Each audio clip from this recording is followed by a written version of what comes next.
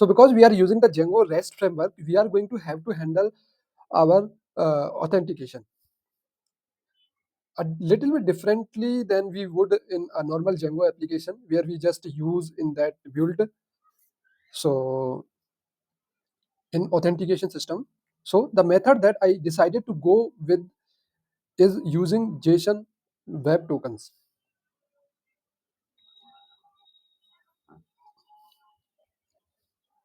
So if we go into Django REST framework, in the documentation, we can go into authentication, and you are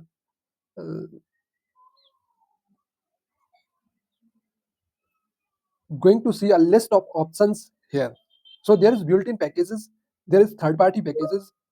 We can use session authentication, and the method that I want to use is going to be token authentication. So for token authentication, there is a few options here. So we'll scroll to the top. The method that I want to use is going to be package called simple JWT. So let's look at these recommended packages, and there is token authentication. So I don't want to use.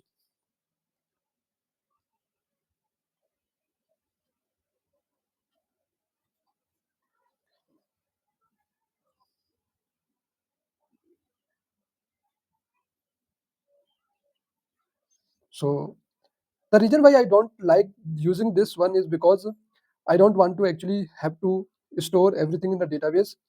This is why I like simple JSON Web Tokens. So let's see if I can find that. Okay, let me just do maybe a control F, and I will just research for it. So it should be right here. So Django JSON Web Tokens. So Django REST framework does simple JWT. Here is the GitHub repo for that, and here is the official documentation. So Django REST framework simple JWT, and I will probably link that up somewhere. So we are going to use this method, and it's pretty simple to install. Once we get it configured, we are going to change Django to actually use this as a default authentication system or our application. So the first thing I want to do here is get this installed. So I'm just going to copy this, and this is pip install Django REST framework dash simple JWT. So I'm going to go into my folder into backend. So in my Django application, we are cd into my backend, and I'm just going to paste this in. So you can just use the documentation for this, and we have that installed. So the next step in our documentation to get this set up is to add REST framework and actually set up our default authentication classes to use a simple JSON Web Token. So let's take this right here, and I'm just going to copy this, and we are going into our settings.py.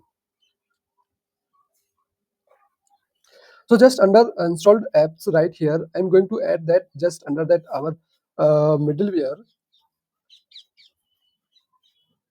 above our middleware, and I will just paste that in. And then I also want to do some cleanup, make sure that indentation is all correct. So we'll save that. Let's clean this up right here. So I'm changing that default authentication class, and I'm going to run my server just to make sure that was done correctly. So Python manage.py and run server, and make sure you have your virtual environment set up or on if you are using that. So that looks correct. Our server is running, there is no issues there, and let's go into the next step. So we can use something called refresh tokens, and we can also just get a regular token. So what I am going to do is I am just going to use a regular token and I am going to customize the life scan of that token. So it lasts 30 days rather than having to use a refresh token. So we can use both options, and the documentation tells us how to set that up. But I don't want to have to use a refresh token here. I'm just going to change the life scan. So let's grab this section. So I want to get these imports, and we need to set a URL path so we can actually get this token. So it's going to be like a login token to actually generate a token for each user. So we are going to take this right here. We are going to add this into urls.py. So just like the documentation says, so later on I will actually clean up my URLs and all the views. But for now, we are just going to go into our app and base inside of URLs. I'm just going to paste this in, and I don't want that refresh token. So we'll just get the token obtain peer view. So that's the class, and that's the view. So that's a class based view. And in this case, I only want that view right there. So we don't want the refresh token one, and I'm going to paste this in just above here. So we will know. So we'll throw that in here. And I want to change this to users and then login. So I'm just going to change that route. We are using that class that we just imported. And I think that's it for now. So let's see. Yeah, that's going to be it for now. So let's go ahead and into our application. I'm going to turn on my servers or go to port 8000, and we are going to go to this route and that I just added.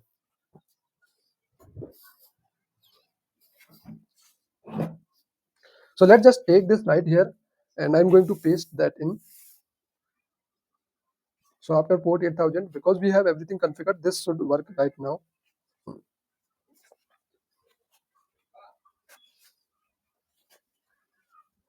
So let's see. Maybe I don't need API because my base route already has that, so I can save that.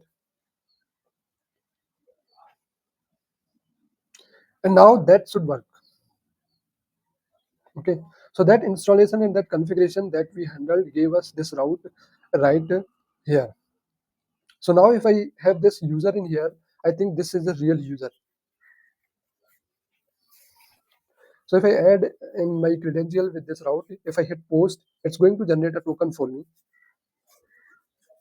Okay, and handle the authentication, or it's going to generate a token for me, and then I can use that token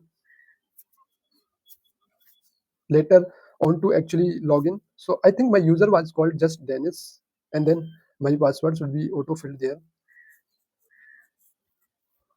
So if I go ahead and hit post, now we get back a reference token and an access token. So this is that token that we are going to use, and we are going to store this inside of local storage.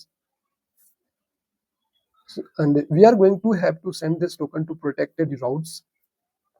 Any route that requires authentication, and this token is going to authenticate our user for us. So if I take this token, I'm just going to copy this and I'm going to go to JWT.io.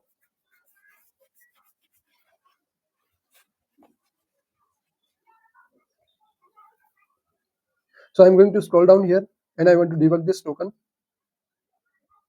Django just generated this token for me.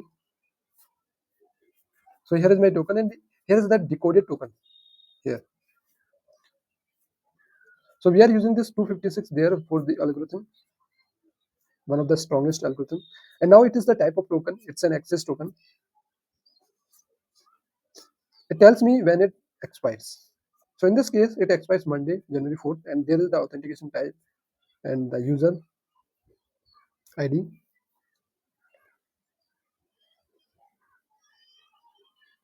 So that's the user in my database. So if I go to the Django admin panel, I just want to make sure you understand what's going on. So we are going to log in, and I want to create another user. So let's just create a new user, and I will just call this user Tim and just set up password.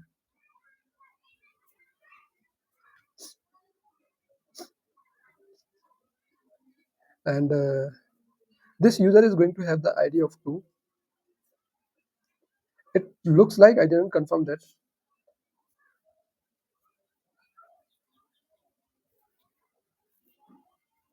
Okay, so we have our new user, and I will just throw in the first name here, and I want to just give it.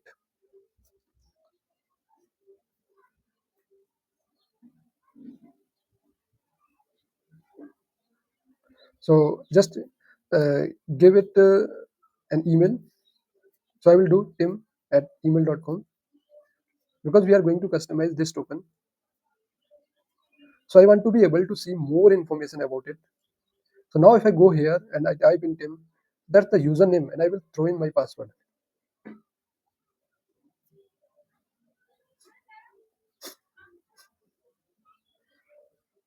So I kept the same password. We just generated a new token. So now if I get this token, I'm going to copy this right here.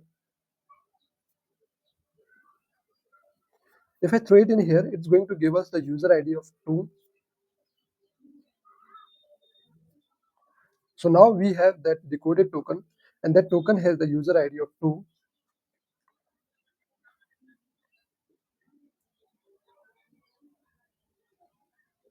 So we set up the token, we have things configured, and what I want to do now is actually customize it. So to customize this token, so we can see how we can add more data other than just a user ID. So maybe we want to pass in the username and actually have that encoded like that. So let's go ahead, and we are going to close out this video, and we'll take care of that in the next video, next section. But I just realized we also want to customize that token. So if you look at the expiration date, we only have this setup for, let's see, that's 5 minutes. So if you look, I think at the time correctly here, let's go into the documentation. I want to customize that. So if you go into settings, I think it's in settings. So let's get started. There is customizing tokens claim.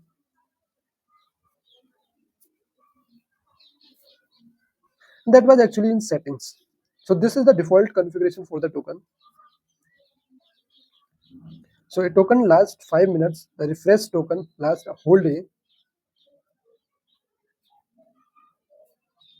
So I'm going to take all of this from date time, and we are just going to grab all of this. So we are not going to customize all these features. We are just going to customize a few parts of it here, but I want to show you everything. So let's go into settings.py and just under REST framework right there.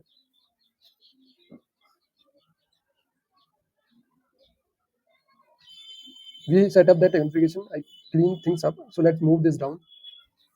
So we import date time, and I'm just going to leave everything by default.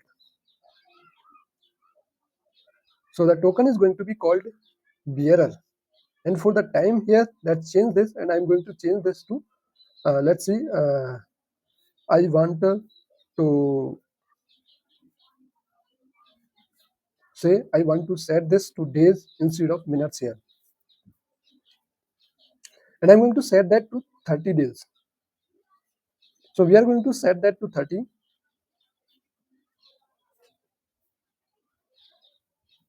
And for the refresh token, well, we are not going to work with that. So I'm fine with whatever the default is. So now this token will expire after 30 days. Now the one we have in here is still expiring after 5 minutes. But if I go ahead and generate a new one, so I will just send the same request. So let's get that token now. Or did I turn off my server? Looks like I turned it off. So let's see. Let's go ahead and turn that back on. And settings is not defined. Let's see what do I have here. I'm just going to remove that. We're just going to leave that as default option then. So we are not customizing that part, and let's turn on that server again.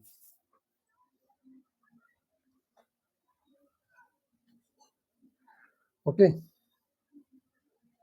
So the server should be running. Now if I generate a new token, we are going to see the expiration date change.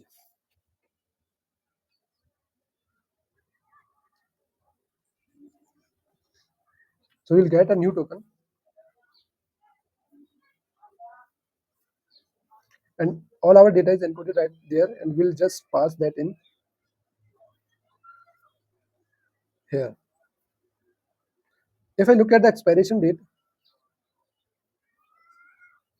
now we are expiring on Wednesday, 3rd February, so 30 days from now. Guys, I'm recording it on 2021. And that's how we customize that token. So there is a lot of options here. I would recommend looking at that documentation, see what all of these mean, and then configure this to however you want, however you need for your app. So that's it for this video. In the next section, what I'm going to do is customize this response. So right now, the only real information we get about the user is the user ID. But in the future, I might want to pass in something like a name, any other information, maybe an email, and that will all get encoded into this token. And then once we decode it, we will have extra information. So see you guys.